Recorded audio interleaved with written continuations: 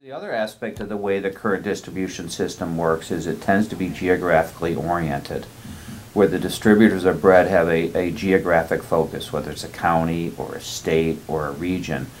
And then if it's, for example, the state of New York, there is another distributor who focuses on the state of Pennsylvania, state of Ohio. And so when you're looking to expand, when Kevin Baker is looking to expand his distribution, if he wants to distribute the Monk's Bread products in Ohio, most likely his current distributor doesn't have distribution capabilities in Ohio, so he's going to need to look for establish a relationship with a distributor in that geography. Most distributors also ask for exclusivity in their particular geography, which means no one else can distribute in that geography, regardless as to whether that existing distributor has relationships with customers or doesn't have relationships with customers.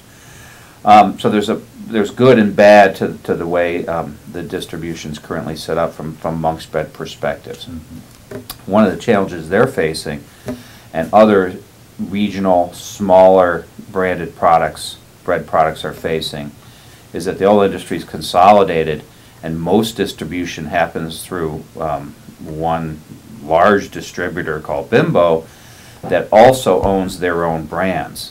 So Monk's Bread has a distributor in New York State, Bimbo, that is distributing and responsible for the Monk's Bread product on the shelf in Wegmans and Tops and other distributors. And yet that distributor also owns their own brands of, in some respects, competing breads, which creates potentially some type of conflict in terms of that distributor and where their main priority might be.